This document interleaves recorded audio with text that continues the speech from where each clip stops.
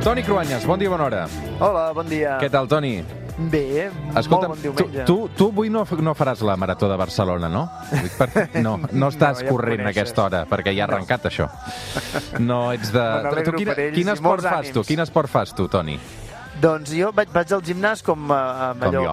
per força i abans nedava, però ara nedo a la platja. Home, és que no, Toni Cruanyes té cos de nedador, eh? Això es pot dir, eh? Segur.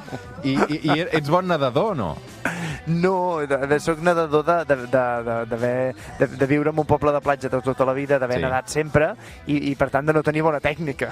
Però arribo tot arreu. Avui la Marató de Barcelona la podeu seguir també, evidentment, des del suplement. De seguida tornarem a connectar amb la Maria Guixà. Aquesta setmana, Toni, hem tornat a parlar molt d'espies, per això.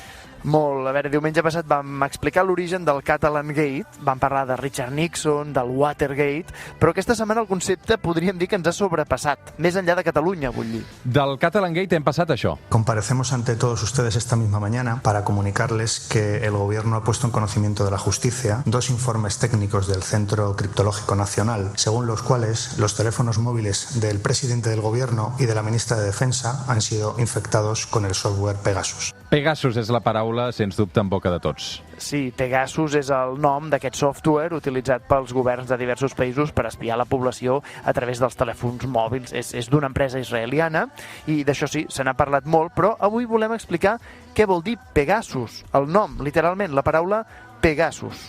Pegasus y la democracia no son pas tout à fait compatibles. Si es cierto que miembros del gobierno español son víctimas de Pegasus, a todos los gobiernos que ilegalmente han utilizado Pegasus. Literalment en boca de tots, Pegasus. Pegasus, Toni, és un animal mitològic, un cavall amb ales. Pegasus és un cavall blanc, esvelt, amb ales, que no només galopa a tota velocitat, sinó que és capaç de volar. Una figura tan bonica i poètica que s'ha representat infinitat de vegades a llibres o fins i tot ara encara a pel·lícules, a sèries o fins i tot a còmics. És una imatge molt potent que té a veure amb la importància dels cavalls durant segles per les nostres societats. Ara ho explicarem. Pegasus també és el nom d'aquesta empresa d'espionatge, però el nom català és Pegàs, eh? Jo això no ho tenia clar. Hem de dir Pegàs. El que passa és que com que és un nom propi d'empresa no fem la traducció nosaltres. Exacte. Pegàs en català o Pegaso en castellà. Molta gent haurà sentit el nom en castellà perquè va ser la marca d'un cotxe dels anys 50 i 60 del segle passat que es fabricava aquí, primer a la Sagrera i després a la Zona Franca. Els cotxes Pegaso eren esportius per córrer a gran velocitat. Hi havia models descapotables, per això li queia tan bé aquest nom de Pegaso. En la Exposición Internacional de Automóviles celebrada en el Madison Square Garden de Nueva York, el jurado ha concedido Com deies, el Pegaso va ser per tota una generació un model dels cotxes. Pegaso, Pegàs en català o Pegasus, la paraula sempre fa referència al cavall amb ales que la mitologia grega diu que era fill de Poseidó, déu grec del mar, i de Medusa. Diuen que va néixer a les fonts dels oceans i d'aquí rep el seu nom, perquè la paraula grega pagé vol dir manantial. I una de les habilitats era que allà on trepitjaven les seves potes hi feia sortir un raig d'aigua. El Pegàs era fort, però indomable. Segons la mitologia, aquestes característiques del Pegàs van fer que Bel·lerofont, estem parlant d'un heroi humà, príncep de Corint, desitjava el Pegàs durant molt de temps i va organitzar expedicions per capturar-lo. Com que Bel·lerofont desitjava tant el Pegàs, la deessa Atenea li va regalar una brida d'or per domar-lo, i ho va aconseguir.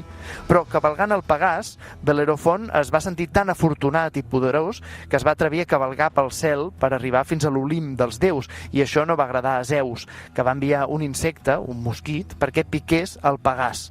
Quan l'insecte el va picar, el cavall va reaccionar amb un sacsejament tan potent que Bel·lerofont va caure i així el Pegàs va poder escapar.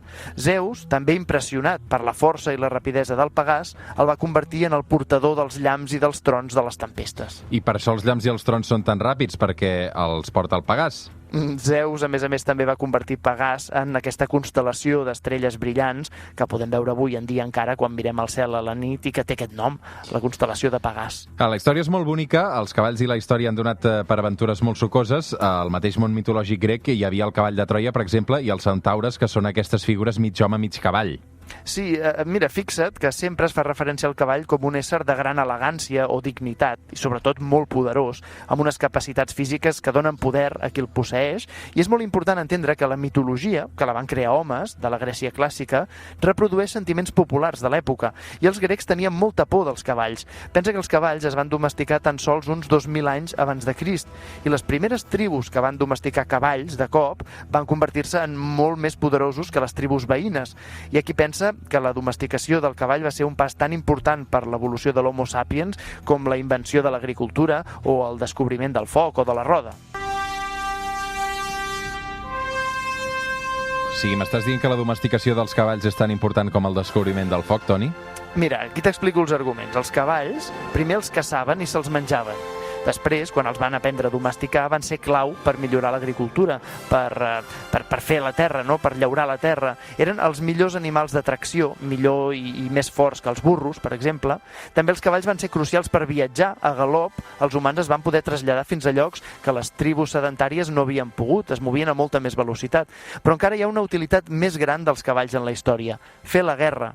Les tribus que tenien cavalls mataven i destruïen amb molta més facilitat.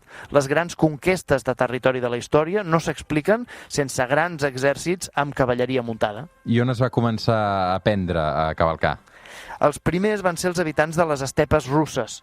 Qui millor va saber utilitzar aquesta nova eina de guerra, els cavalls, va ser el Genghis Khan de Mongòlia, que va conquerir tota Àsia, en bona part gràcies a la destresa de la seva cavalleria. Però abans que els mongols, al segle VI abans de Crist, van ser els genets escites els que van començar els atacs contra els pobles veïns, entre Àsia i Europa. Els grecs en van ser víctimes, com altres pobles, d'aquestes incursions dels escites amb els seus cavalls. Els grecs van tenir molta por perquè ells no coneixien o tot just començaven a aprendre a domesticar els cavalls. Per això, per por a l'enemic que venia de l'estepa russa, van crear aquests mites com el centaure, mig home, mig cavall, amb un gran poder i molta força.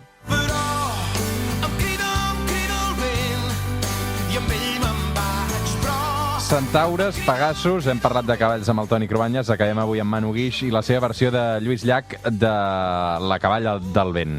A veure, ens han deixat moltes històries de cavalls, des del Rocinante, del Quixot, de Bucèfal, d'Alexandre el Gran, o els cavalls dels westerns, o el famós Un cavall, el meu regne per un cavall, de Ricard III i Shakespeare. O sigui que això potser tindrem un dia una segona part. Fantàstic, un nou capítol. Toni Cruanyes, bon diumenge. Bon diumenge.